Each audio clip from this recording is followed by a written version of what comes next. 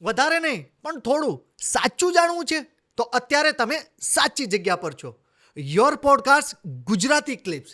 તો કોમેન્ટ અને સબસ્ક્રાઇબ કરવાનું નહીં ભૂલતા. સર, કસુંબાનો નશો. કસુંબાનો નશો તો યાર લોકો અત્યારે કહે છે, મારે તો શું કહેવાય, Kasoombo is a process for me. એટલે એ આખું all together is a different world. પ્રેમજીથી લઈને કસુંબો સર. હા, કરેક્ટ. સો પ્રેમજી, મેં કીધું એમ એક નવો આયામ હતો. મને હંમેશા એઝ અ ફિલ્મ મેકર એવું રહ્યું છે કે ભાઈ સ્ટોરી ટેલિંગ બદલાવવું જોઈએ, અથવા તો સ્ટોરી ટેલિંગમાં એક્સપેરિમેન્ટ થવા જોઈએ. તમારી એક પ્રોડક્ટ છે તો આમ નોર્મલી મેનિફેસ્ટેશન થતું હોય, પણ પ્રેમજી હતી તો એનાથી મહોતું તો જો કે શોર્ટ ફિલ્મ છે, એક અલગ ઝોનર, પણ મોન્ટોની Bittu is a different genre all together. Locales અલગ. 21મું ટિફિન તો કહેવાય ને કે ભાઈ એ લોકડાઉનની શોધ છે, કે લોકડાઉનમાં થયેલી પ્રોડક્ટ છે. સો 21મું ટિફિન ઓલ ઓફ સડન એટલે એમ બહુ જ કોઈ ભાર વગર કરેલી પ્રોડક્ટ, અને ઇટ ગોટ ગ્રેટ. એટલે એમાં તો કંઈ છે નહીં. કસુંબોની પ્રોસેસ છે તો કસુંબોની પ્રોસેસ થી એક ઘણી બધી વસ્તુઓ બધા શીખ્યા હશે, હું એ શીખ્યો છું. પણ એ પ્રોસેસ બહુ એક્સાઇટમેન્ટવાળી રહી અમારા બધા માટે. જેમ બધી ફિલ્મો રહે, પણ કસુંબોનો ક્રાફ્ટ બહુ મોટો હતો. એટલે લોકો પણ એટલા બધા લોકો ઇન્વોલ્વ હતા, અને દરેક એટલે શૂટ પ્રી પ્રોડક્શનથી લઈને તમે ફાઇનલ આઉટપુટને રિલીઝ સુધીને, રિલીઝ પછીના પ્રમોશન, તો એક સાથે તમારે આમ હજારો લોકો સાથે કમ્યુનિકેટ કરવાનું આવે. So as a film maker it's a different experience basically. અને કસુંબો બેઝિકલી જેમ અમર બલિદાન પરથી બની, ઘણા બધા મિત્રોને હવે ખબર છે કે એના બહુ બધા ઇન્ટરવ્યૂઝ થયા છે. સો હું ડિટેલમાં એ પ્રોસેસમાં વધારે નથી જતો, રિપીટેટિવ. પણ કસુંબોની એ પ્રોસેસ બહુ ઇન્ટરેસ્ટિંગ હતી, ચેલેન્જિંગ હતી, કે જ્યારે લાઈવ લોકેશન પર શૂટિંગ નથી થવાનું, નથી થઈ રહ્યું, અને અમદાવાદમાં તમારે 800 વર્ષ પહેલાંનું ગામ કન્સીવ કરવાનું આવે, અને તો પણ આપણા લેવલથી કોઈ પણ જગ્યાએ ડિટેલિંગ છૂટવું ન જોઈએ એવી એક કટિબદ્ધતા સાથે ટીમ જ્યારે કામ કરવા ઉતરે, ત્યારે શું માહોલ હોય, that is a Kasoombo basically. So કે આજે નાની આજે તમે પ્રી પ્રોડક્શન પ્રોસેસ, કે જ્યારે સેટ બિલ્ડઅપની પ્રોસેસ ક્યારેક જોઈ હોય મોટી ફિલ્મોની, તો એમાં બી તમે જોશો કે ભાઈ આ વીએફએક્સમાં સંભાળી લઈશું, આમાં જોઈ લઈશું, આમાં કરી લઈશું. તો મોટી ફિલ્મો, કારણ કે એમાં એવું હતું કે કસુંબોમાં બિકોઝ આ આટલા મોટા સ્કેલની પ્રોડક્ટ ગુજરાતી માટે હતી, તો જેટલા બી પાર્ટનર્સ, એસોસિએટ જોડાયા હતા, એ બી એવા જ જોડાયા હતા જેમનો એક્સપિરિયન્સ છે આવા પ્રકારની ફિલ્મોનો. બટ એ લોકોએ બી એ જ કીધું જોયા પછી, જેમ કે અમારા એક એક્શન ડિરેક્ટર હતા, તો મેઇન સ્ટ્રીમ એ 100 કરોડની ફિલ્મોમાં એક્શન ડિરેક્ટર, આદિપુરુષ જેવી ફિલ્મોમાં એણે એક્શન કરી. બટ સેટઅપ જોઈને એમણે કીધું હતું કે સર, નોર્મલી કે ફિલ્મોમાં ફસાડ ઊભા કરી નાખે છે લોકો, અને પછી એક્સટેન્શનમાં કે પોસ્ટમાં જોઈશું એમાં ઘણું બધું ફેક લાગતું હોય છે. તમે કે આ ગામ જે રીતે ક્રિએટ કર્યું છે, તો ઇટ ઇઝ એટલે કે આ રિયલ રહેવાલાયક ગામ ક્રિએટ કર્યું છે. ગુજરાતી ફિલ્મ ઇન્ડસ્ટ્રીઝના ઇતિહાસમાં 12 એકરમાં સૌથી મોટો સેટ તમે બનાવ્યો. સૌથી મોટો. મજાની વાત એ છે કે ઘણા બધા લોકો આફ્ટર રિવ્યૂ, ફિલ્મ રિલીઝ પછી અલગ પ્રકારના જે રિવ્યૂ આવે, એમાં કોકના એક બે રિવ્યૂ મેં વાંચ્યા હતા કે કંઈક, તો કે એમાં એવું લખ્યું હતું કે આ ગામ તો ચલો આમને બેઠું ક્યાંક મળી ગયું હશે અને શૂટ કરી લીધું હશે, પણ કે આ ડુંગરામાં કે ડોકા કપાવવાવાળું છે, એમાં વીએફએક્સ આવું લાગે. એ લોકોને એ ખબર નથી કે આખી ફિલ્મ વીએફએક્સ વાળી છે. તમે ખાલી એક પર્ટિક્યુલર સિક્વન્સને વીએફએક્સ કહો છો. ગામ જ્યારે જ્યાં તમે એનો બિફોર આફ્ટર જોશો તો તમને ખબર પડશે કે પાછળ તો કોન્ક્રીટની બિલ્ડિંગો દેખાય છે, દાદુ બારોટના ઘરની પાછળ. જ્યારે તમે ફિલ્મોમાં પર્વતો જુઓ છો, તમે અલગ પ્રકારના લોકાલ્સ જુઓ છો, તમે આદિપુર ગામ એટલે તળેટીનું ગામ જો, તો એ બધું વીએફએક્સ જ છે.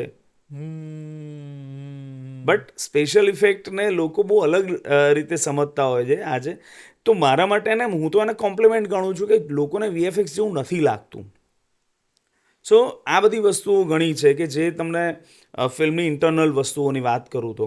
બીજું કે જ્યારે આટલા બધા એક્ટર્સ સાથે કામ કરવાનું એક સાથે, કે અમારી લીડ કાસ્ટ 10 જણની હોય, 72 જેવા કેરેક્ટર આર્ટિસ્ટ હોય અને 500-700નું ક્રાઉડ હોય એની સાથે કન્ટિન્યુઅસ તમે કામ કરતા હો અને એ લોકોની સાથે 45 દિવસ કામ કરવા છતાં ન તો એ લોકોની અંદર પણ ક્યાંય પણ ઉચાટ ક્રિએટ થાય અને પેકઅપ પછી બધા લોકો ઇમોશનલ થાય રડે તો એ એક પ્રોડક્ટની અચીવમેન્ટ છે, એ ઇન્ટિમસીની અચીવમેન્ટ છે. કેમ કે કોઈ બી પ્રોડક્ટ સારી ખરાબ તો પછી બને. પહેલાં તો તમારો ફ્લોર અથવા તો એઝ અ ફિલ્મ મેકર જ્યારે હું એનો ડિરેક્ટરને કેપ્ટન ઓફ ધ શિપ લોકો કહે છે તો એ શું કામ કહે છે કે ભાઈ તમે એક એવી લીડરશિપ ક્રિએટ કરો કે જેનાથી તમારી ટીમ એક બિલ્ડઅપ, એની સાથે પ્રોડ્યુસર તરીકે જેમ કે એ વખતે ફ્લોર ઉપર ટ્વિંકલ હતી, મારા ઇપીઝ હતા મયુર દિલીપભાઈ, કે જે બીજા લોકો હતા પ્રોડક્શન ડિઝાઇનર ચિંતન હોય, મારા ડીઓપી, તો આ બધાએ પ્રોડક્શનની ટીમે એક માહોલ ક્રિએટ કર્યો કે લોકોને પોતાનાપણું ફીલ થાય, પોતાનું ઘર લાગે. કેમ કે એક્ટર્સ માટે બી જ્યારે આ કામ કસુંબો એ ખાલી ગુજરાતી ફિલ્મ માટે નહીં, મોટાભાગના એક્ટર્સ માટે આવા પ્રકારનો પહેલો એક્સપિરિયન્સ હતો. હા, ગુજરાતી ફિલ્મમાં. બિકોઝ જેમ કે રોનક છે તો રોનકે અત્યાર સુધીમાં રીચ બોય, એકદમ કૂલ ગાય, આવા કેરેક્ટર્સ ઘણા કર્યા છે, બટ એની લીગથી હટીને એને આ કેરેક્ટર કરવાનું હતું, એનો કમ્ફર્ટ ઝોન છોડીને આ કેરેક્ટર કરવાનું હતું. ફોર દેટ મેટર શ્રદ્ધા હોય, ભલે એણે હેલ્લારો કરી હતી, હેલ્લારો એ કંઈ 800 વર્ષ પહેલાંની પિરિયોડિકલ વાર્તા નહોતી, સી કોસ્ટ્યુમ, બટ એને she did marvellous job in Hellaro.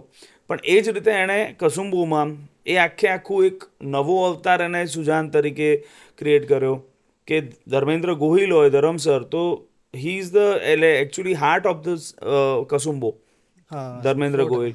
તો એમનો બાકી ધર્મેન્દ્ર ગોહિલ અને દર્શન પંડ્યા હીરો વિલન બંનેની સામસામે.